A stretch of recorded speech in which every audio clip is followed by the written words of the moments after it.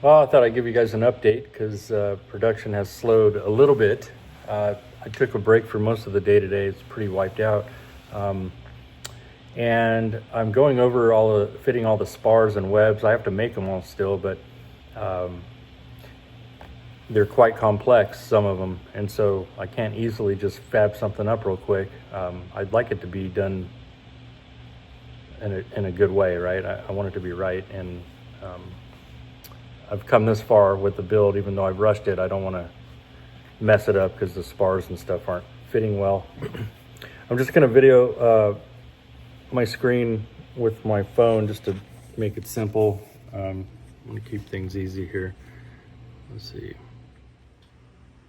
So the skins are complete. I haven't mapped out everything with the templates, but I mapped out a couple things. Especially since this is the first part that I made, and because of the order of the way I put some of the stuff in, I kind of lost a little bit of visual on my marked hinge line. So I wanted to make sure that my hinge material was centered, or at least on enough on the hinge line to where I'm not, I'm going to have Kevlar there when I score through, right? So this tape right here, from here to here, is the hinge Kevlar, and then this wide tape is the stiffener.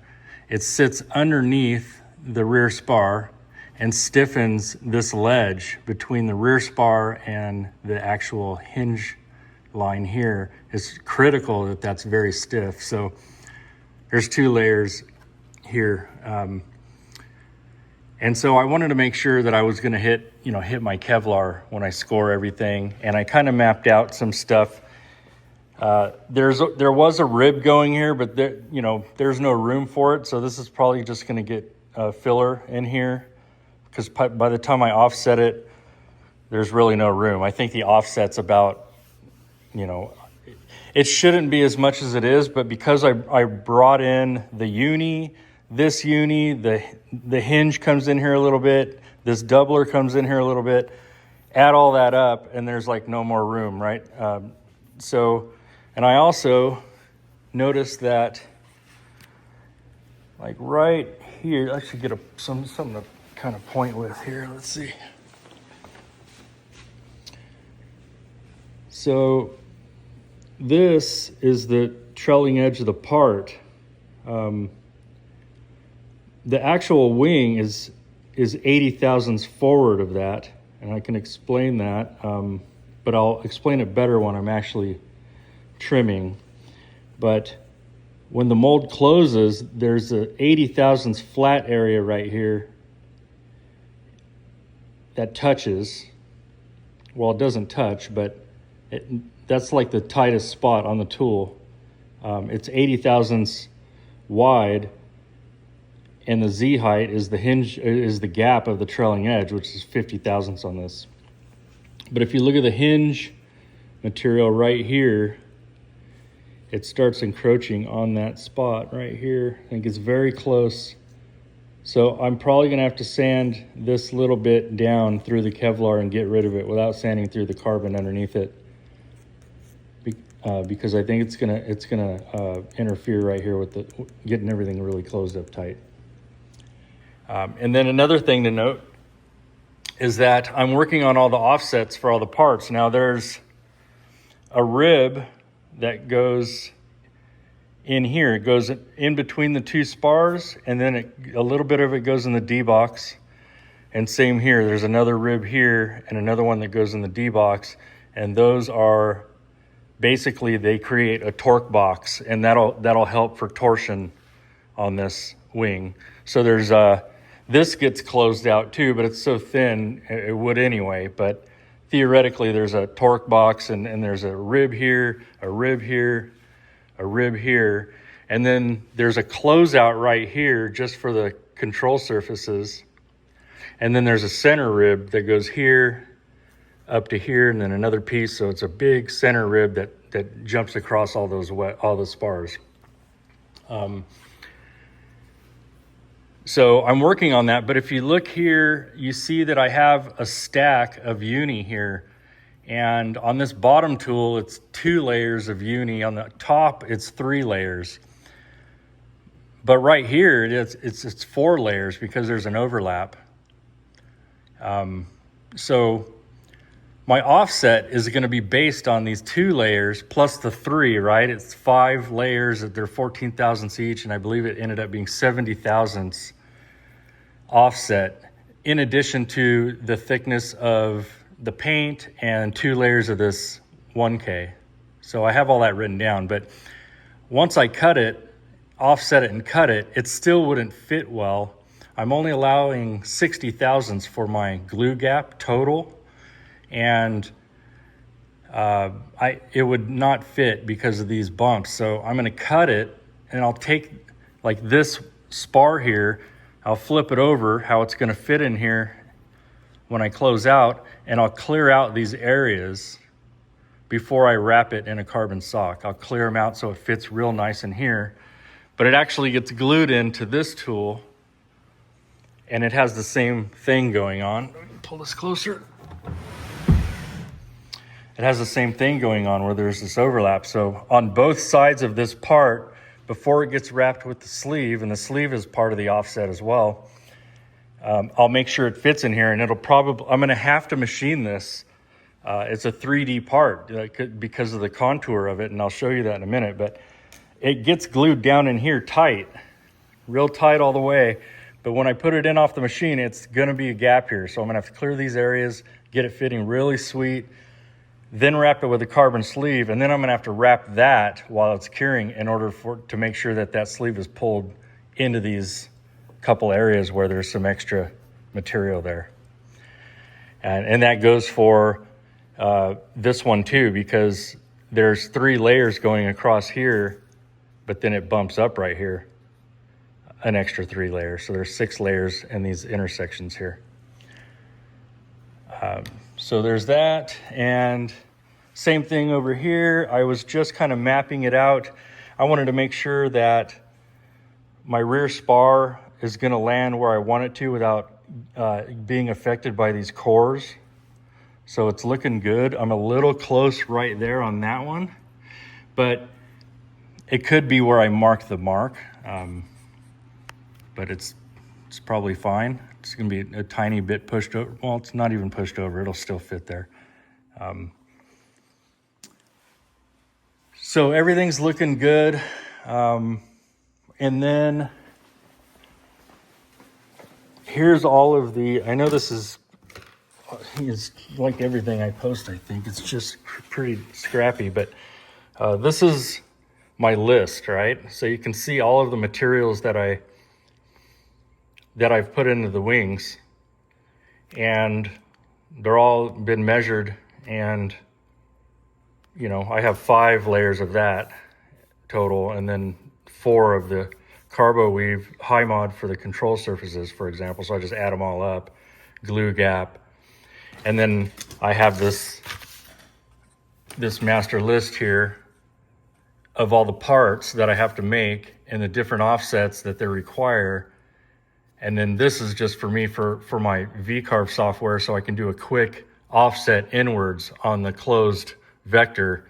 If I offset it that much, it'll end up being a total offset of this much. So this is just 50% of this all the way down. So here's I'm calling this the main spar, but on these ones, I'm calling this as a forward fuse beam and a rear fuse beam.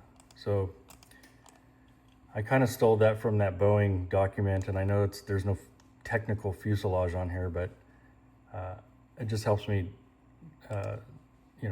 helps me with the naming of these. I know what they are. So these are beams to me, and this is a spar. But if you look at the shape of this one, for example, look at that. That's not an easy thing to just, I'll, fab up some foam and whatever, do a quick thing to. And neither is this. This main spar, the shape of all these requires, it doesn't require it, but the easiest way for me to get this done is to just machine it on the router. It's a 3D, they're flip operations too. I can't roll it onto its edge and just machine it from one side. I could, if the whole thing was shaped like this. Let's see here.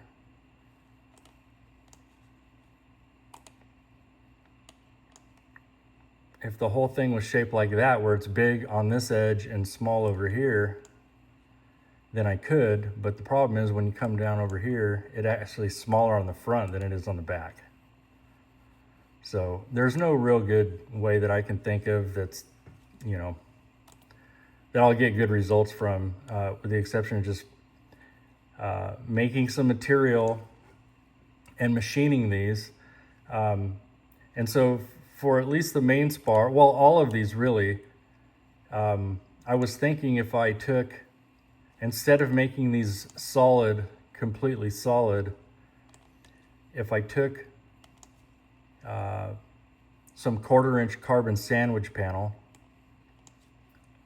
and the tip of this is 1/2 inch wide down here, so the two of them will fit together in the groove, and then I'll keep the outer edge, and then somewhere in here I'll be able to fit a third one coming inboard. So there'll be 3 on edge. Those will 3 individually be wrapped with carbon sleeve, and then that'll be the shear web. I think that would be adequate for this one, and I could do the same thing with this. I could run 2 or 3 here, and I could run 3 or 4 here.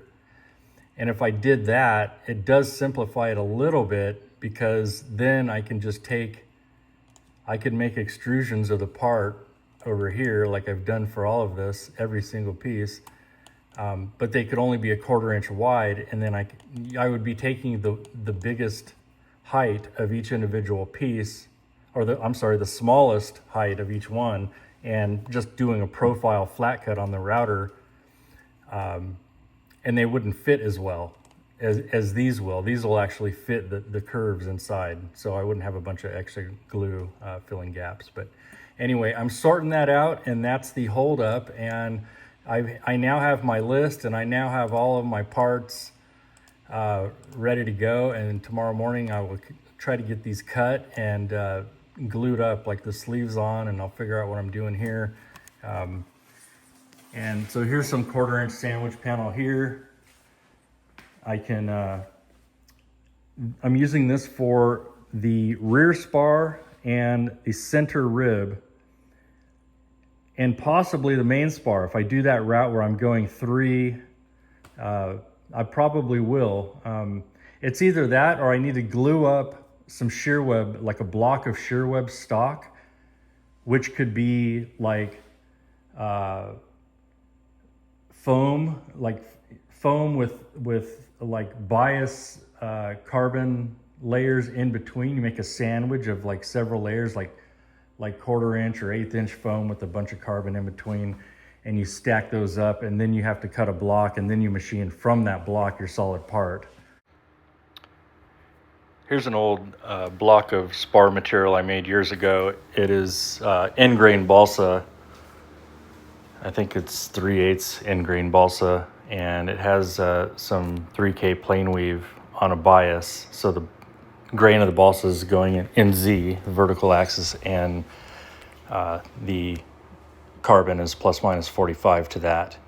You stack that all up, and then you cut it on the machine, and that's a really good shear web material. Or I could stack a bunch of this up, but it would take a lot of this sheet just to make, I don't even know if I can get it because of the length of the spar. And it's just a big waste of time and everything. So that's where I'm at. I will keep you posted, but the goal for tomorrow would be try to get some of these parts cut and kind of start getting them mapped out in here. If I cut the spars tomorrow, I still have to put the carbon sleeves on, so they can't even be glued in tomorrow. But the next day they will. So that's where we're at. Till next time.